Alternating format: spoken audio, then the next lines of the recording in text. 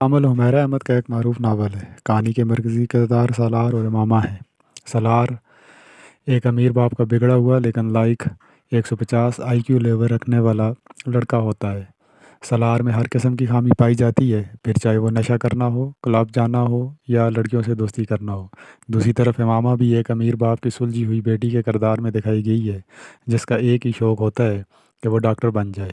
امامہ کا تعلق قادیانی مذہب سے تھا اور وہ حضور صلی اللہ علیہ وآلہ وسلم کو آخری نبی نہیں مانتی تھی، لیکن اسکول اور کالج کے کچھ دوستوں کے ساتھ اس کی بحث کرنے کے بعد وہ دونوں مذاہب پڑھنے لگتی ہے اور اسے یقین ہو جاتا ہے کہ اسلام ہی سچا مذہب ہے اور آپ صلی اللہ علیہ وآلہ وسلم اللہ کے آخری رسول ہیں۔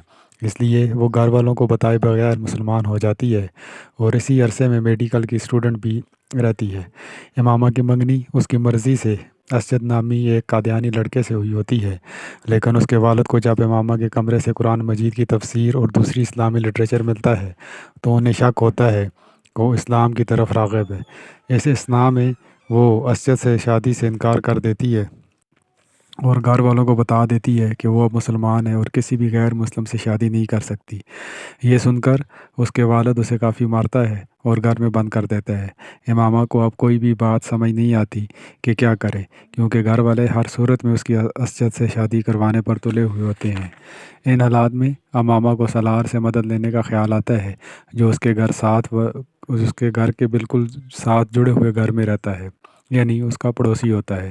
سالار کو امامہ شروع سے ہی ناپسند تھی اور وہ اسے طرح طرح سے تنگ بھی کرتا تھا، لیکن یہاں سالار امامہ کی ہر طرح سے مدد کرنے پر راضی ہو جاتا ہے، کیونکہ اسے امامہ کو بے بس اور پریشان دیکھ کر مزہ آتا تھا۔ وہ پہلے فون پر اس سے نکاح کرتا ہے اور اسے گھر سے لاہور پہنچا دیتا ہے، لیکن یہ نکاح صرف اور صرف امامہ نے اسجد سے شادی سے بچنے کے لیے کیا تھا اور تاکہ بعد میں سالار سے طلاق لے لے۔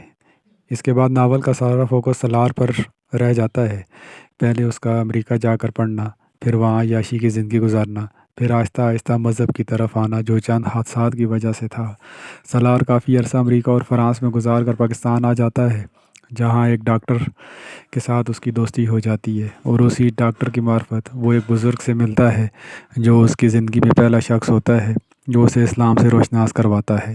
یہاں سے سالار کی زندگی کا دائرہ تبدیل ہو جاتا ہے اور وہ ایک نیک اور سچا مسلمان بن کر سامنے آتا ہے، لیکن اس سارے عرصے میں وہ امامہ کو پہلے برے انداز میں اور بعد میں محبت کی وجہ سے بھلا نہیں پاتا، نہ اسے طلاق دیتا ہے، بلکہ ان 8 سالوں میں اس کا امامہ سے کوئی رابطہ ہی نہیں ہو پاتا۔ آخر میں اسی بزرگ کے ایک رشتہ دار کی شادی ہوتی ہے، لیکن اس کا دولہا شادی والے دن کسی اور لڑکی سے شادی کر لیتا ہے، جس کی وجہ سے اس بزرگ کو خاصی شرمندگی اور بدنامی کا ڈر پیدا ہو جاتا ہے۔ انہی بزرگ کے کہنے پر سالار نہ چاہتے ہوئے بھی ان کے رشتہ دار آمنہ سے شادی کر لیتا ہے، لیکن اسے اپنے ساتھ نہیں رکھتا۔ لیکن بعد میں پتہ چلتا ہے کہ آمنہ ہی امامہ تھی اور آخرکار دونوں مل جاتے ہیں۔ شروع میں امامہ سالار سے شادی کرنے سے انکار کر دیتی ہے، لیکن جب اسے اندازہ ہوتا ہے کہ سالار بدل چکا ہے تو وہ اس کے ساتھ رہنے پر راضی ہو جاتی ہے۔ آخری چیپٹر میں امامہ کی زندگی کے بارے میں ہے کہ وہ کیسے لاہور آتی ہے، کیسے اس بزرگ سے ملتی ہے جو کہ اس کی دوست کے ایک باپ ہوتے ہیں، اور کیسے وہ بزرگ اس کو سہارا دیتے ہیں اور اس کی زندگی انہی کے مرہون منت آگے بڑھتی رہتی ہے۔ وہ بزرگ امامہ کو ہر جگہ سپورٹ کرتے ہیں۔ کہانی کی ڈائیلاگ بہترین انداز میں لکھے گئے ہیں، جس سے یہ اندازہ لگانا مشکل نہیں کہ حمیرہ احمد ایک بہترین ڈرامہ نکھارن بھی ہیں۔